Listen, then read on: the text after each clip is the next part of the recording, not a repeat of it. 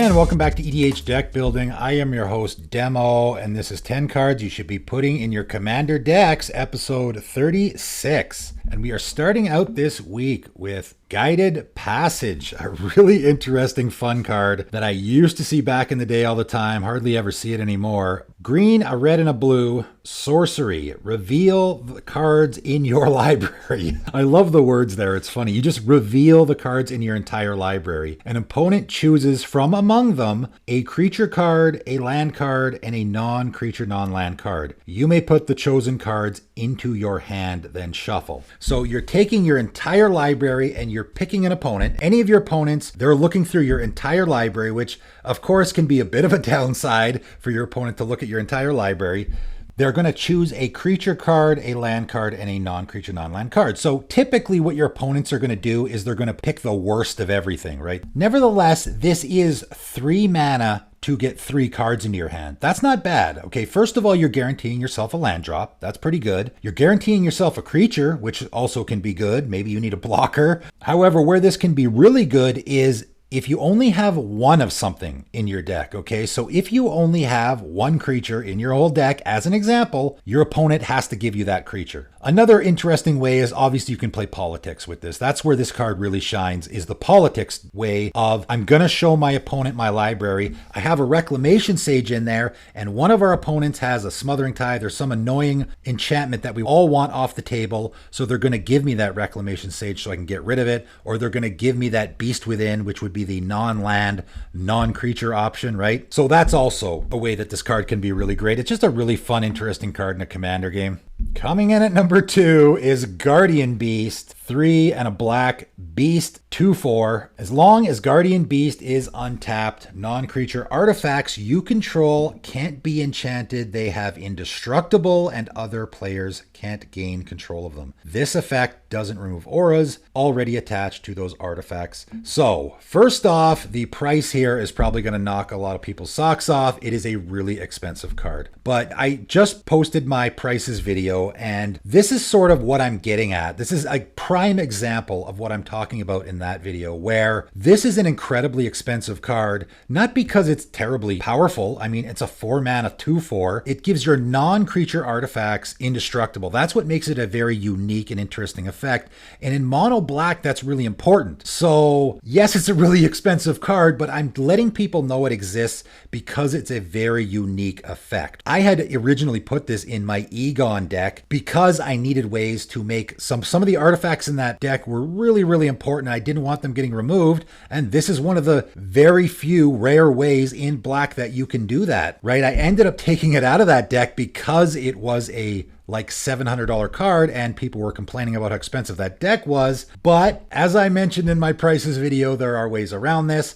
I got to give this card a mention because it has such a unique effect. Making your non-creature artifacts indestructible can be obviously really, really good. So there it is. Next up today, Guild Feud, 5 and a red enchantment. At the beginning of your upkeep, target opponent reveals the top 3 cards of their library. They may put a creature card from among them onto the battlefield, so they get to pick among those top 3 cards to put one onto the battlefield. Then they put the rest into their graveyard. Then you do the same. You look at the top 3 cards of your library and you put a creature from among them onto the battlefield. If 2 creatures are put onto the battlefield this way, those creatures fight each other. Really interesting card. I've never seen this in a Commander game. It is a 6 mana enchantment, but that is a really powerful ability. So on your upkeep, you're going to pick an opponent and you just pick the guy who's playing the Spellslinger deck, right? You pick the guy who probably isn't going to have a creature, or if it is a creature, it's going to be a tiny little one that's not going to really bother you. And you're going to put this in your deck where you have lots of creatures and probably lots of big creatures like a dragon deck. I think this is a fantastic fit in a dragon deck because I'm probably going to be pulling really big dragons out of those 3. Not only is that an advantage because I'm cheating a huge dragon into play, but if 2 creatures are put onto the battlefield this way, they have to fight each other, and guess what? You're probably going to win that fight. So it's sort of a double whammy that way. Next up today, Gutter Grime, 4 and a green enchantment. Whenever a non-token creature you control dies, put a slime counter on Gutter Grime. Then create a green ooze creature token with this creature's power and toughness are each equal to the number of slime counters on Gutter Grime. Just such a unique and interesting card. If you're in any theme where you are sacrificing your creatures all the time, okay, so an aristocrat style theme in green, this can be great. You're getting value out of the creatures that you're already sacrificing and then sacrificing more creatures on top of it. They're sort of replacing themselves, assuming they're a non-token creature. Also, they're getting bigger and bigger and bigger. You can also proliferate here or have some sort of token doubling effect. Also, I think we're getting to a point now where maybe we can do some Ooze tribal decks here. There has been a lot of cards recently that are supporting a Ooze tribal theme. So if you're in an Ooze tribal theme, this also fits there as well. Coming in at number 5 this week has the Shield Mate. 2 and a white, human soldier, 1/1. At the beginning of your upkeep, sacrifice has the Shield Mate unless you pay white and a white. White and a white, that's not bad. It's not great, but that's not too hard to pay, I don't think. And it has a really great ability. Just pay 1 white the next time a source of your choice would deal damage to you this turn. Prevent that damage. That's it. This just sits there.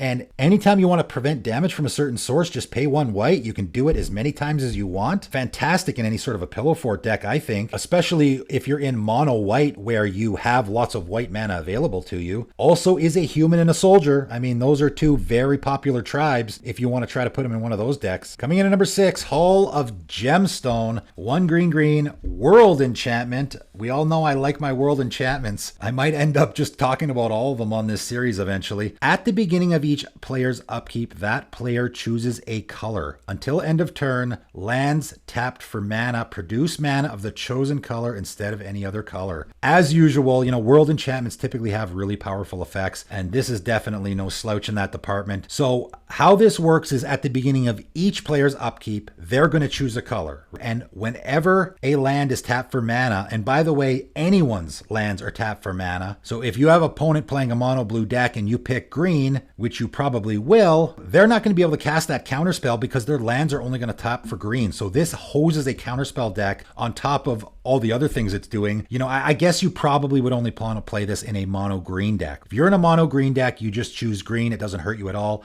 That's where I've typically seen this card. You could go with a 2-color deck with this and still be fine. Your mana rocks will still produce mana. Your mana dorks will still produce whatever mana you want. So you're not going to completely screw yourself, and you really can completely screw your opponents. I think it's kind of a fun card though. To be honest, it goes to your opponent's turn. Your opponent's playing, say, a 3-color deck, and they're going to pick a color, right? They get to pick. So they're sitting there going, okay, well, I got to cast some spells here. Which ones do I want to cast? I can only cast the ones that are a certain color. So they have to pick the color that's going to fit whatever spells they want to cast that turn. It can be really hampering for decks with a lot of colors in them. Monocolored decks aren't really going to be hurt at all. It's very similar to a Blood Moon that way, where Blood Moon is really going to hose or lock down the 4 and 5 color decks, but the decks that are like 1 or 2 colors aren't going to be hurt by this that much, right? Next up, Hand to Hand, 2 and a red enchantment. During combat, players can't cast instant spells or activate abilities that aren't mana abilities. So the fact that they say can't cast instant spells really mean they can't cast spells unless they have a creature with flash or, a ley line of anticipation that allows them to cast things at instant speed. Essentially, it's players can't cast spells or activate abilities during combat. It's a great ability if you want to be attacking all the time. This can just be a way to protect your creatures. I think this card is uniquely good in Commander because your opponents don't really know who you're going to attack, right? This happens all the time. I do it all the time. I have that Path to Exile in my hand. My opponent has the Blightsteel Colossus, and who are they going to attack? You wait to see who they're going to attack, and if they're attacking me, then I exile it, right? This way, I can't do that. My opponent has a hand-to-hand in play. Now I have to make that decision up. I have to exile that Blightsteel Colossus before it attacks, even though it might attack one of my other opponents, or I can take the risk that I don't think my opponent's going to attack me because I won't be able to cast that path during combat, right? So this can be a great way to hamper your opponents and really keep them guessing on whether or not you're going to attack them. Coming in at number 8 today, Hammer Mage, 1 and a red, human spell shaper 1/1. And you can pay X and red and tap, discard a card, destroy all artifacts with mana value X or less. Really powerful ability, and man, I have been hating on treasure tokens like crazy lately, purely by coincidence. I come across these cards and I'm just like, there's another card that would work great against treasure tokens because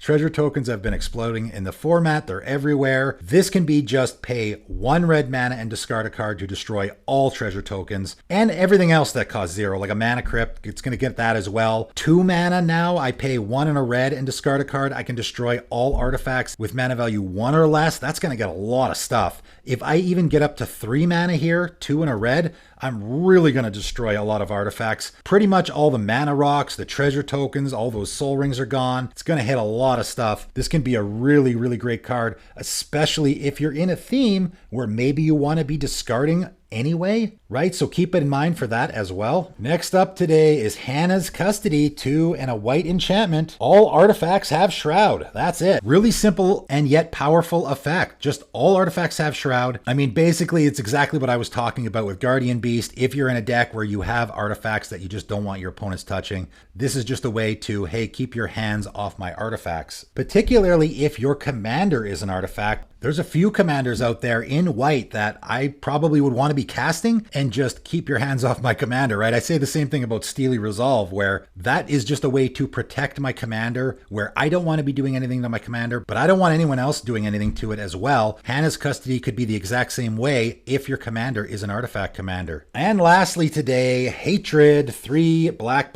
instant. As an additional cost to cast this spell, pay X life, target creature gets +X, +0 until end of turn. This is a really powerful effect. I'm really surprised I don't see this in Commander more. I mean, it is on the expensive side, obviously, so that's probably part of the reason, but especially if I have a commander with evasion, like an Ikra Shadiki, for example, it has menace, so it's going to be harder to block. I can give it +18, +0 until end of turn, so that's going to make it a 21/7, which obviously is going to kill my opponent. It's really easy to get a one-shot kill with this, and if your commander has lifelink, like there are a few of those out there as well, it's extra good because you're going to pay the life, you're going to connect, kill your opponent, and then you just gain all that life right back again. It's just a fantastic card in Commander. Give it a try. But that is it for today. That is 10 more cards you should be putting in your Commander decks. And if you are thinking of purchasing any of these cards, I do have a TCG player link. Give it a click. It helps support the channel, but that is it for today, and thanks for tuning in.